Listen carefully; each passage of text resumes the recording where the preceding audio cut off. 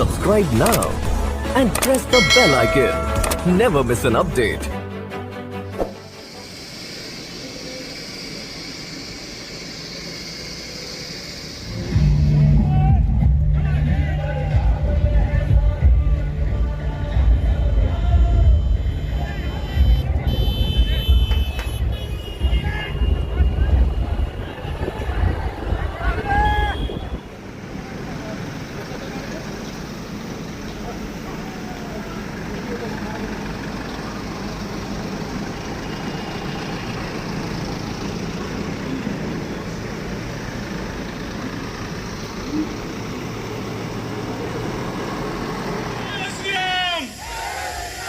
भारत माता की, भारत माता की, वंदे वंदे।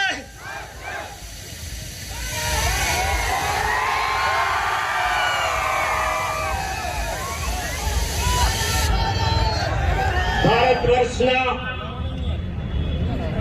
સમૂહમાં જેવો એક નવી ઉર્જા આ વખતે ડબલ લીડથી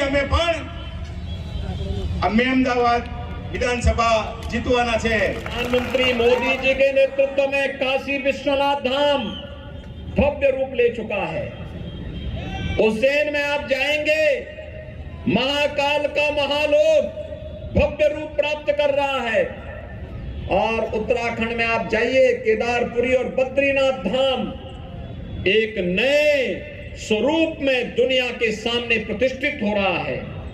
ये प्रधानमंत्री मोदी जी की परिकल्पना को साकार रूप प्रस्तुत करने की उनकी अद्भुत क्षमता का प्रदर्शन करता है।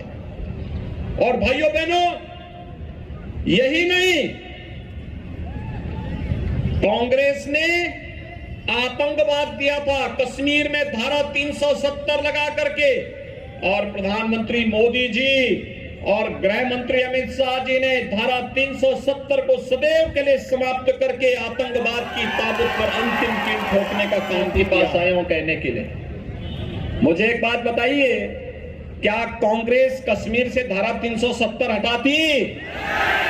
और अगर कश्मीर से धारा 370 नहीं हटता तो भाइयों बहनों, आतंकवाद भी समाप्त नहीं होता।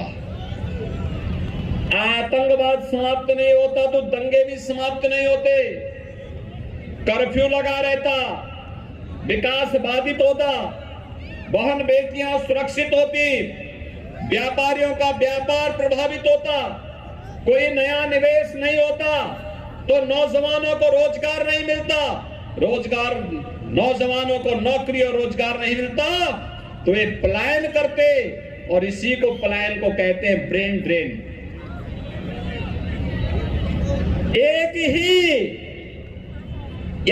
एक ही चोट से सारी बीमारियों का समाधान कर दिया कश्मीर से धारा 370 को हटा करके। क्या कांग्रेस अयोध्या में राम मंदिर का निर्माण करती? क्या कांग्रेस कर पाती? क्या कांग्रेस अयोध्या में राम मंदिर का निर्माण करती? और क्या कांग्रेस काशी में काशी विश्वनाथ धाम का निर्माण कर पाती? भाइयों बहनों, कांग्रेस न आपके संकट में सहयोगी बन सकती है। कोरोना कालखंड में ये दोनों भाई बहन कहीं दिखाई दे रहे थे क्या? कहीं नजर आ रहे थे? आज भी नहीं आ रहे हैं, नहीं दिखाई दे रहे होंगे।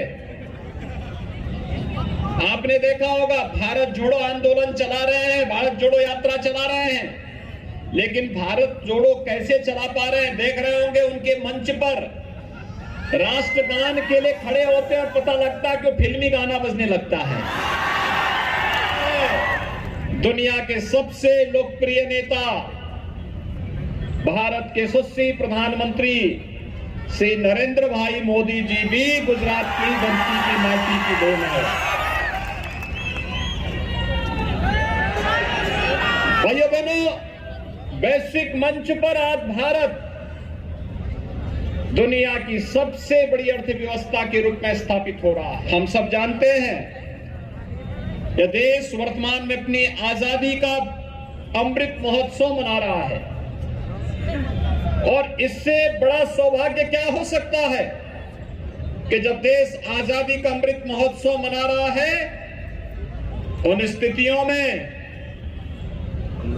जिस ब्रिटेन ने 200 वर्षों तक भारत पे शासन किया था, आज वही भारत ब्रिटेन की अर्थव्यवस्था को पछाड़ करके भारत की दुनिया की 5वीं बड़ी अर्थव्यवस्था बना है। ये भारत के लिए, हर भारतवासी के लिए गौरव की बात है। भाइयों बहनों, आज वैश्विक मंच पर भारत की प्रतिष्ठा बढ़ी है।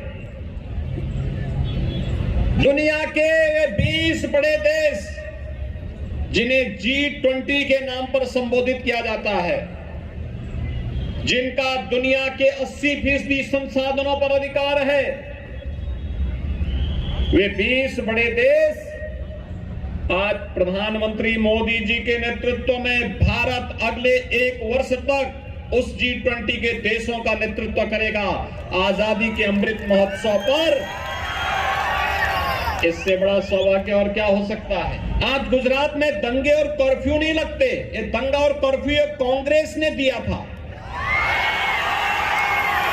लेकिन भारतीय जनता पार्टी ने मोदी जी के नेतृत्व में गुजरात में सरकार गठित होते ही दंगा और कर्फ्यू सदैव के लिए समाप्त कर दिया। कर्फ्यू पे कर्फ्यू लग गया। आज भाइयों बहनों, कर्फ्यू नहीं लगता, दंगे नहीं होते। आज गुजरात में विकास होता है। सोमनाथ का मंदिर का पुनरुद्धार होकर के भगवान सोमनाथ का भव्य परिसर बनकर के तैयार होता है। द्वारका धाम, द्वारकाधीश का धाम भव्य स्वरूप लेता है। मां अंबा का धाम भव्य स्वरूप लेता है। और गुजरात एक बार फिर से भारत के गौरव का प्रतीक बन जाता है। भाइयों बहनों, आपने देखा होगा कोरोना कालखंड में संकट थी पूरी मानवता के सामने। पूरी दुनिया पस्त थी कोरोना के सामने, लेकिन प्रधानमंत्री मोदी जी के नेतृत्व में कोरोना कालखंड के दौरान एक एक मंत्र, प्रधानमंत्री मोदी जी का एक एक मंत्र भारत के 135 करोड़ जनमानस को बचाने के लिए महत्वपूर्ण साबित हुआ।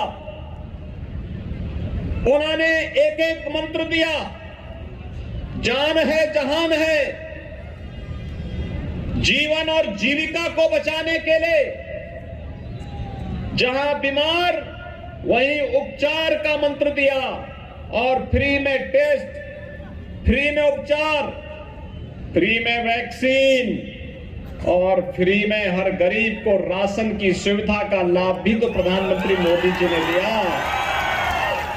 ये डबल इंजन की सरकार का कमाल था। भाइयों बहनों, अगर कांग्रेस की सरकार होती, वैक्सीन को ये लोग मार्केट में बेच देते और गरीब का राशन खा जाते।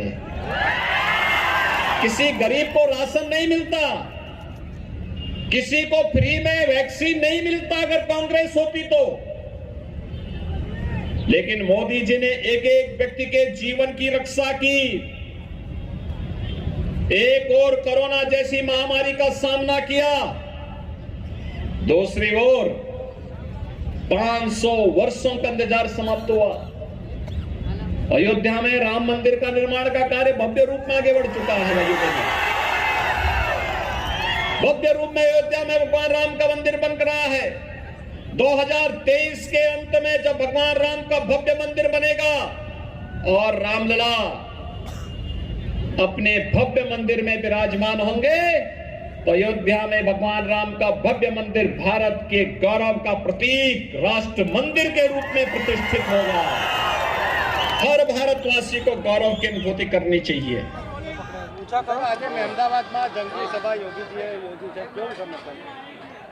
આપ જોઈ રહ્યા છો, આજે મહેમદાવાદ વિધાનસભાના ઉમેદવાર તરીકે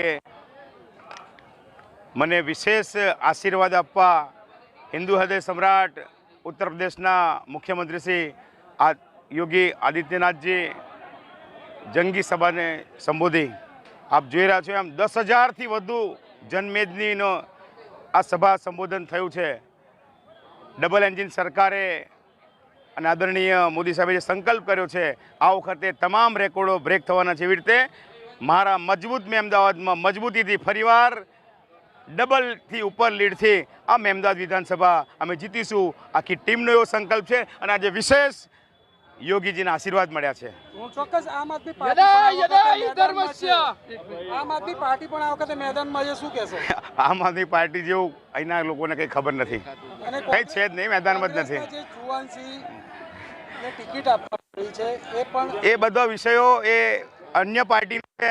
અમે દાવા સાથે કરીએ કે ડબલ લીડથી અમે જીતીશું અને ભારત માતાનો જયઘોષ કરવા અને તમારું રેકોર્ડિંગ, તમારું બધું રિપોર્ટિંગ કરવા તમે 8મી તારીખે 2:30 વાગે હું તમને આમંત્રણ આપું છું ડબલ લીડથી.